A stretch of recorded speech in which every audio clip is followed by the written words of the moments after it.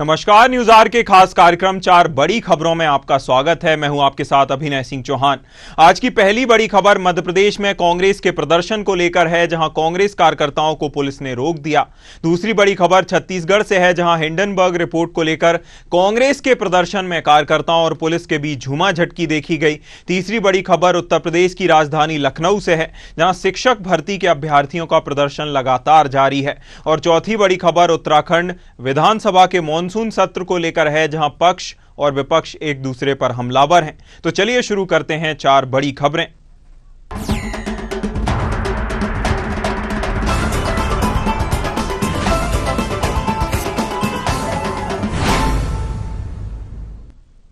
भोपाल में प्रवर्तन निदेशालय ईडी के खिलाफ प्रदर्शन कर रहे प्रदेश कांग्रेस के नेताओं को पुलिस ने बोर्ड ऑफिस चौराहे पर रोक लिया। बता दें कि कांग्रेस हिंडनबर्ग मामले की जेपीसी जांच और सेबी चीफ के इस्तीफे की मांग को लेकर प्रदर्शन कर रही है, जहां कांग्रेस कार्यकर्ता अरेरा हिल्स स्थित ईडी कार्यालय का घेराव करने जा रहे थे, जहां बैरिकेड पर चढ़ रहे कांग्रेस विधायक आरिफ मसूद और Mahesh Parmar water cannon pressure से नीचे गिर गए। श्योपुर के विधायक बाबू जंडेल को पुलिस ने बैरिकेड से हाथ पकड़कर नीचे उतार लिया। वहीं इसको लेकर उपनेता प्रतिपक्ष हेमंत कटारे ने कहा कि बीजेपी पर पहले संकट आता था तो आरएसएस पीछे से मदद के लिए आती थी, अब वो रोल ईडी अदा कर रही है। वहीं उन्होंने ईडी को एक पॉलिटिकल विंग घोषित करने की मांग करते हुए जमकर निशाना साधा। 2,65,000 से सीधे 10 लाख करोड़ पे पहुंच गई।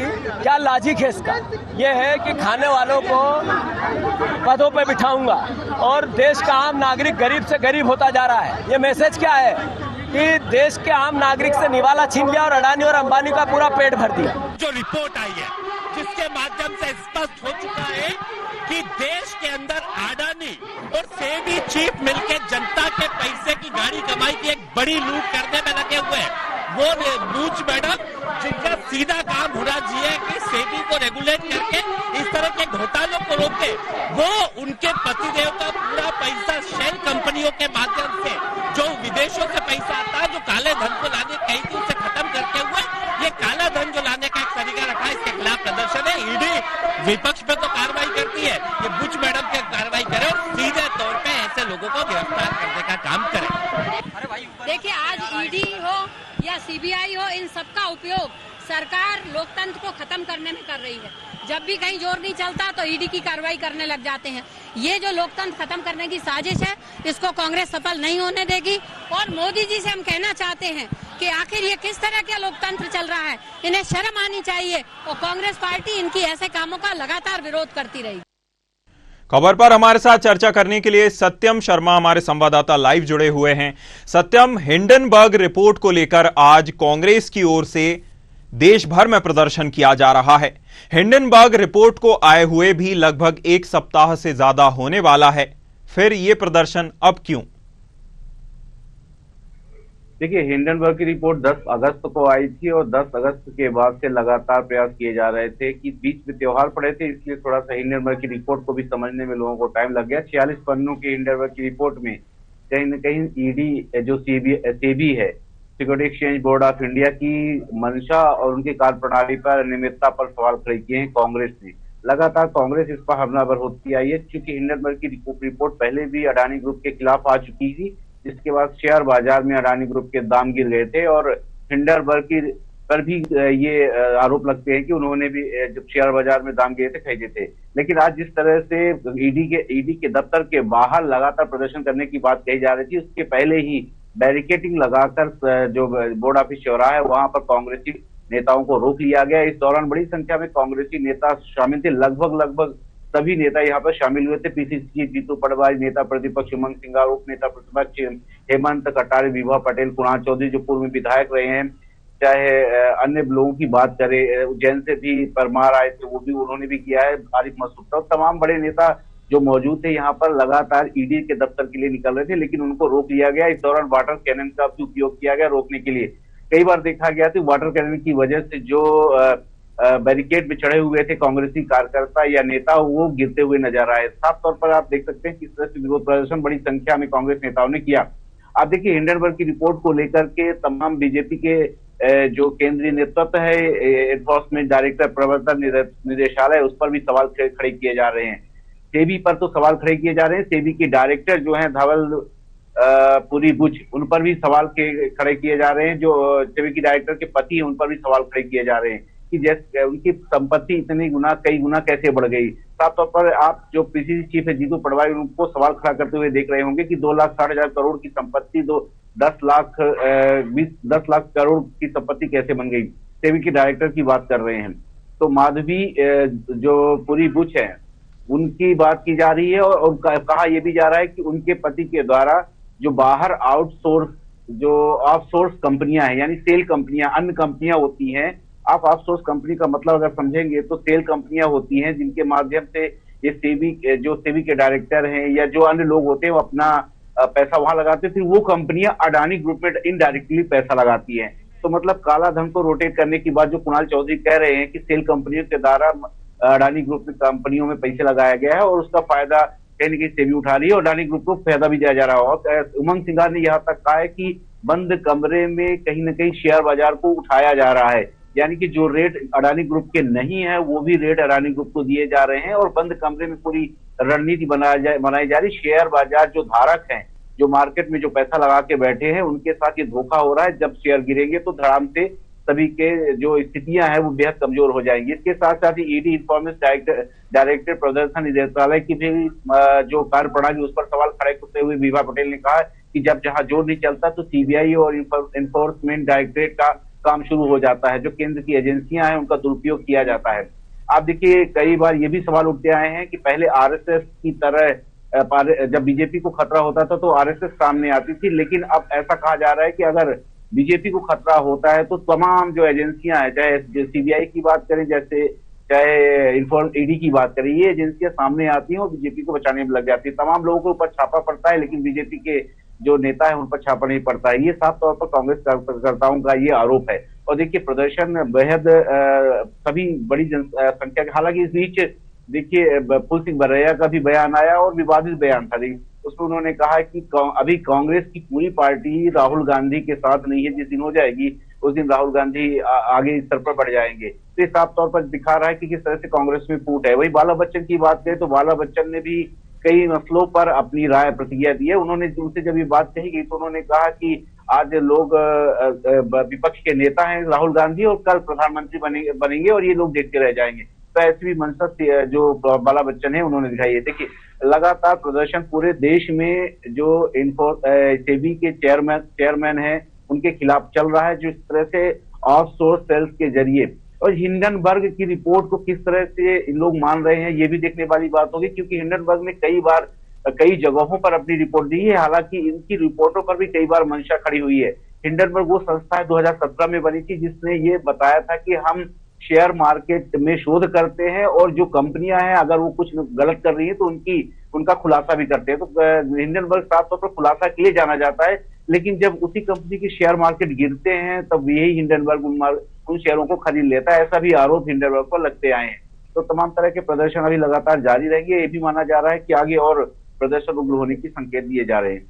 बिल्कुल, आगे और भी प्रदर्शन कांग्रेस की ओर से किया जाएगा। हालांकि अभी हिंडनबर्ग रिपोर्ट को लेकर कांग्रेस की ओर से तो बयान आ रहे हैं, लेकिन भाजपा की ओर से इस पर क्या प्रतिक्रिया निकलकर सामने आती है देखने वाली बात होगी। बहुत शुक्रिया सत्यम आपका जुड़ने के लिए, हमारे साथ चर्चा करने के लिए। चलिए रुक करते हैं, अगली खबर पर बढ़ते हैं। हिंडनबर्ग की रिपोर्ट को लेकर कांग्रेस छत्तीसगढ़ सहित देश भर में धरना और विरोध प्रदर्शन कर रही है। जहां रायपुर में ईडी दफ्तर के पास कांग्रेस नेता धरने पर बैठ गए हैं। बता दें कि कांग्रेस हिंडनबर्ग मामले की जेपीसी जांच और सेबी चीफ के इस्तीफे की मांग को लेकर प्रदर्शन कर रही है। वहीं देवेंद्र यादव की गिरफ्तारी के विरोध में 23 अगस्त को राजभवन मार्च पर राज्यपाल को ज्ञापन सौंपेंगे, जिसके बाद 24 अगस्त को सभी जिला मुख्यालयों में धरना प्रदर्शन किया जाएगा। वहीं कांग्रेस के इस प्रदर्शन के दौरान पुलिस और कार्यकर्ताओं के बीच झूमाझटकी भी देखने को मिली। खबर पर हमारे साथ चर्चा करने के लिए जिज्ञासा चंद्रा संवाददाता रायपुर से जुड़ी हुई हैं। जिज्ञासा, जिस प्रकार से सेबी चीफ और हिंडनबर्ग रिपोर्ट को लेकर कांग्रेस की ओर से प्रदर्शन किया जा रहा है, देशव्यापी प्रदर्शन है, पूरे देश में प्रदर्शन किया जा रहा है। और छत्तीसगढ़ में खासकर बात करें छत्तीसगढ़ की, तो पुलिस से कांग्रेस कार्यकर्ताओं की झूमा झटकी देखने को मिली है। यह भी दृश्य देखने को मिले कि पूर्व सीएम भूपेश बघेल को कांग्रेस कार्यकर्ता कंधों पर सवार कर ईडी कार्यालय की ओर निकले। क्या है पूरा मामला और इस मामले में अब तक किन नेताओं के क्या कुछ बयान निकलकर सामने आए हैं? जिज्ञासा।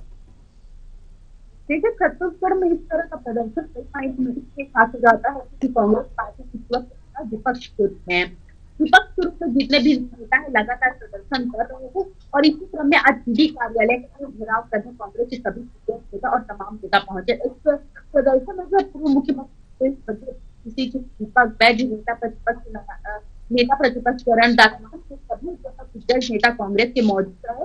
और बात बताएं अगर प्रदर्शन की, तो पूर्व मुख्यमंत्री भूपेश बघेल है, उनको जो है उसके कार्यकर्ताओं के कंधे पर बिठाकर जो है दफ्तर तक पहुंचाया और उसके बाद जहां वहां एसएसपी और कार्यालय के जो अधिकारी है उनको ज्ञापन सौंपा और इसके बाद पुलिस अगर राज्यपाल के पास ही पहुंचे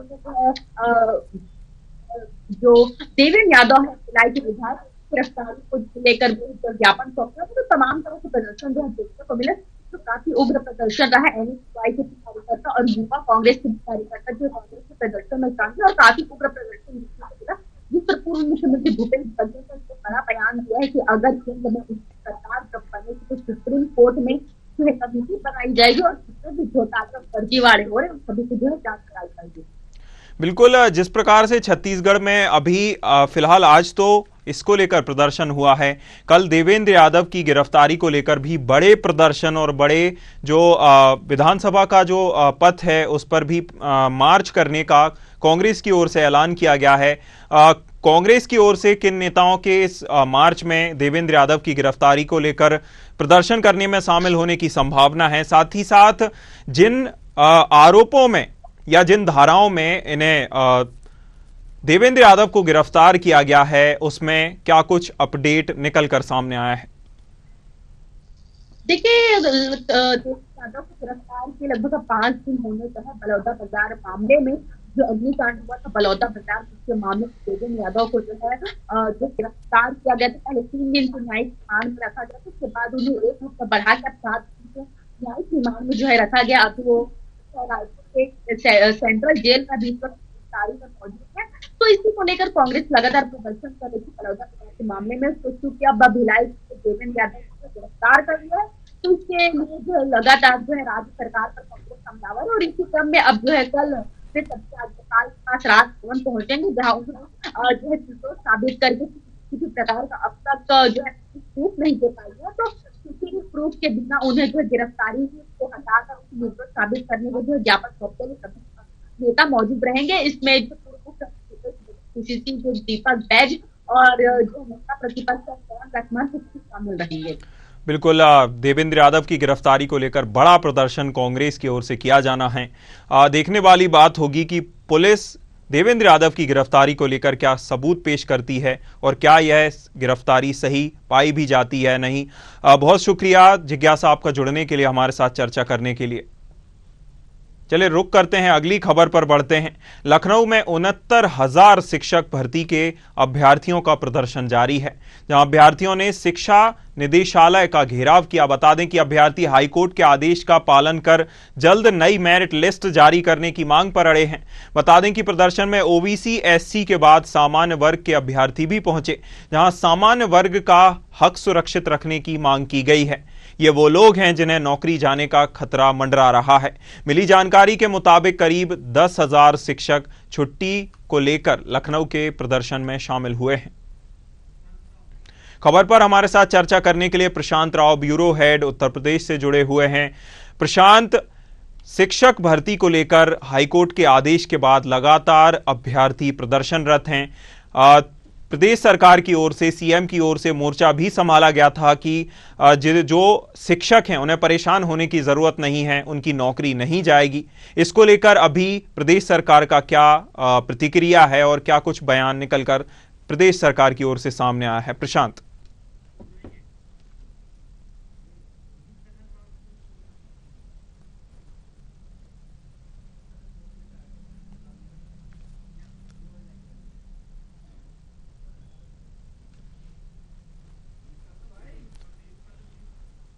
कब माफ कीजिएगा, प्रशांत हमारे साथ संपर्क प्रशांत से टूट गया है। तो लखनऊ में 69,000 शिक्षक भर्ती के अभ्यर्थियों का प्रदर्शन जारी है, जहां अभ्यर्थियों ने शिक्षा निदेशालय का घेराव किया। बता दें कि अभ्यर्थी हाईकोर्ट के आदेश का पालन कर जल्द नई मेरिट लिस्ट जारी करने की मांग कर रहे हैं। खबर पर हमारे साथ चर्चा करने के लिए ब्यूरो हेड प्रशांत राव जुड़े हुए हैं। प्रशांत, शिक्षक लगातार अपनी अभ्यर्थी जो ही हैं वह अपनी भर्ती को लेकर लगातार प्रदर्शन कर रहे हैं। अब तक प्रदेश सरकार की इस पर क्या प्रतिक्रिया है, जबकि सीएम की ओर से मोर्चा संभालने की बात सामने आई थी? प्रशांत।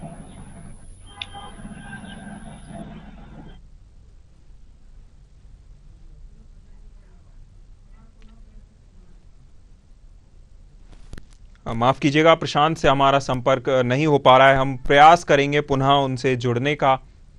खबर लखनऊ से है, जहां 69,000 शिक्षक भर्ती के अभ्यर्थी लगातार प्रदर्शन कर रहे हैं, जहां अभ्यर्थियों ने शिक्षा निदेशालय का घेराव किया। बता दें कि अभ्यर्थी हाईकोर्ट के आदेश का पालन कर जल्द नई मेरिट लिस्ट जारी करने की मांग पर अड़े हैं। बता दें कि प्रदर्शन में ओबीसी एससी के समर्थन के वर्ग के बाद अब सामान्य वर्ग भी मैदान में आ गया है, जहां सामान्य वर्ग के अभ्यर्थी भी अब प्रदर्शन में शामिल हो गए हैं, जहां सामान्य वर्ग का हक सुरक्षित रखने की मांग की जा रही है। ये वो लोग हैं जिन्हें नौकरी जाने का खतरा मंडरा रहा है। मिली जानकारी के मुताबिक लगभग पूरे उत्तर प्रदेश में 10,000 शिक्षक छुट्टी लेकर लखनऊ में प्रदर्शन कर रहे हैं।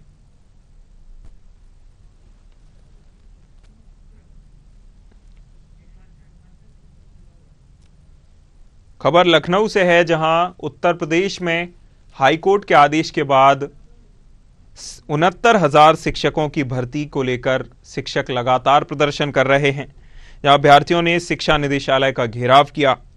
बता दें कि अभ्यर्थी हाईकोर्ट के आदेश का पालन कर जल्द नई मेरिट लिस्ट जारी करने की मांग कर रहे हैं। बता दें कि प्रदर्शन में ओबीसी एससी के बाद सामान्य वर्ग के अभ्यर्थी भी पहुंचे, जहां सामान्य वर्ग का हक सुरक्षित रखने की मांग की गई है। ये वो लोग हैं जिन्हें अपनी नौकरी जाने का खतरा मंडरा रहा है। मिली जानकारी के मुताबिक करीब 10,000 शिक्षक छुट्टी लेकर लखनऊ में प्रदर्शन में शामिल हुए हैं।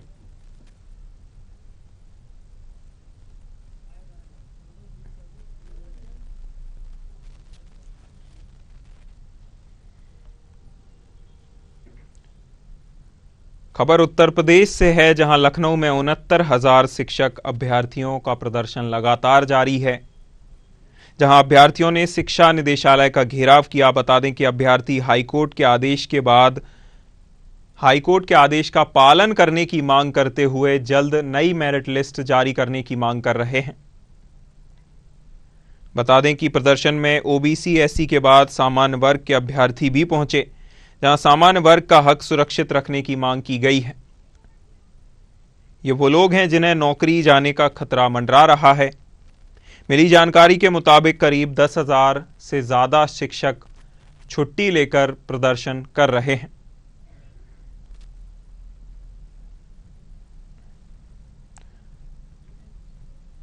उत्तर प्रदेश में 69,000 शिक्षकों की भर्ती को गलत बताते हुए हाईकोर्ट ने आदेश दिया था, जहां मेरिट लिस्ट दोबारा जारी करने की मांग की गई थी।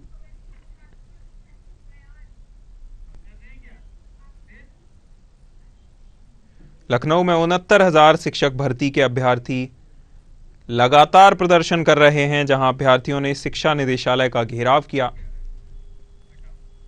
बता दें कि अभ्यर्थी हाईकोर्ट के आदेश का पालन कर जल्द नई मेरिट लिस्ट जारी करने की मांग कर रहे हैं। चलिए रुक करते हैं, अगली खबर पर बढ़ते हैं। उत्तराखंड विधानसभा में मॉनसून सत्र के दूसरे दिन अनुपूरक बजट समेत 8 विधेयक सदन में पेश किए जाएंगे, जहां कार्यसूची के अनुसार वित्तीय वर्ष 2024-25 की प्रथम अनुपूरक मांगों का प्रस्तुतिकरण होगा।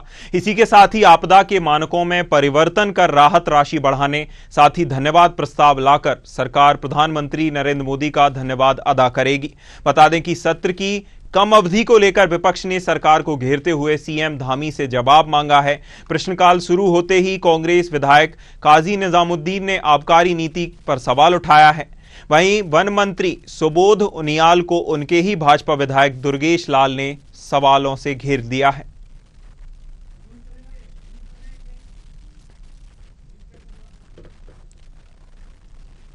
तो खबर उत्तराखंड के विधानसभा के मॉनसून सत्र को लेकर है, जहां मॉनसून सत्र के दूसरे दिन अनुपूरक बजट के साथ ही उत्तराखंड विधानसभा के को लेकर 8 विधेयक सदन में पेश किए जाएंगे, जहां कार्यसूची के अनुसार वित्तीय वर्ष 2024-25 की प्रथम अनुपूरक मांगों का प्रस्तुतिकरण किया जाएगा।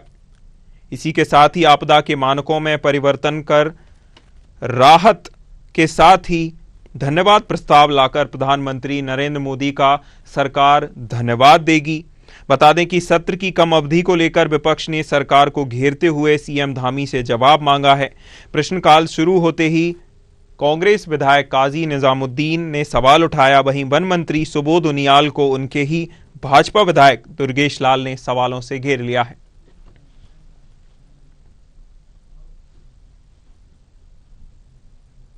तो 4 बड़ी खबरों में फिलहाल इतना ही। न्यूज़ आवर पर खबरों का सिलसिला लगातार जारी है। नमस्कार।